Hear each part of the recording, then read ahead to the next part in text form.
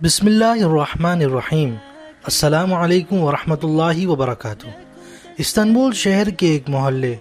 فاتح میں ایک غریب مگر مخلص اور دردمند دل رکھنے والا شخص خیر الدین افندی رہتا تھا۔ خیر الدین افندی کا جب بھی بازار سے گزر ہوتا اور اسے کوئی کھانے کی چیز اچھی لگتی یا کبھی پھل، گوشت یا پھر کسی مٹھائی وغیرہ کے کھانے کا دل کرتا تو اپنے آپ کو کہتا سان کی یہ دم، یعنی یہ چیز تو میری کھائی ہوئی ہے، یا اس کا مطلب یہ بھی بنتا ہے کہ فرض کیا یہ چیز میری کھائی ہوئی ہے، اور اس کے ساتھ ہی وہ اس چیز کو کھانے پر خرچ ہونے والے پیسوں کو علیحدہ کرتا اور گھر جا کر ایک صندوقچی میں ڈال دیتا۔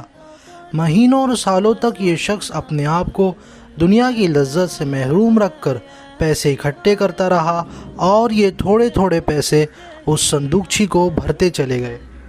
حتیٰ کہ 20 سال کے بعد وہ دن آن ہی پہنچا جب خیر الدین افندی کے پاس اتنے پیسے جمع ہو چکے تھے کہ وہ ان سے اپنے محلے میں ایک مسجد تعمیر کر سکتا تھا۔ محلے میں مسجد کی تعمیر ہونے پر جب اہل محلے کو اس غریب مگر اپنے مقصد کے لیے اس قدر خلوص نیت کے ساتھ جد و جہد کرنے والے شخص کا قصہ معلوم ہوا تو انہوں نے اس مسجد کا نام ہی سان کی یدم رکھ دیا۔ مشہور عراقی مفکر اسلامی اور مؤلف اور خان محمد علی نے اپنی شرح آفاق کتاب روائع من التاریخ العثمانی میں اس مسجد کے بارے میں تفصیل سے ذکر کیا ہے۔ ہم لوگوں کو اپنا ذہن اور اپنی سوچ تبدیل کرنے کی ضرورت ہے کہ ہمارے پاس کسی رفاہی کام میں دینے کے لیے زیادہ پیسے ہوتے نہیں، اور تھوڑے دیتے ہوئے ہم ندامت محسوس کرتے ہیں،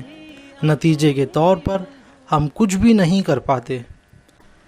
گھروں میں نعمتوں کی بھرمار ہوتی ہے، سبزیاں اور پھل فریج میں رکھے رکھے باسی اور خراب ہو رہے ہوتے ہیں، مگر وافر سامان خریدتے ہوئے ہمارے منہ سے کبھی بھی یہ فقرہ نہیں نکلتا کہ یہ چیزیں تو ہم نے کھائی ہوئی ہیں، تاکہ بچ جانے والے وہ پیسے ہم کسی مستحق کو ہی دے دیں۔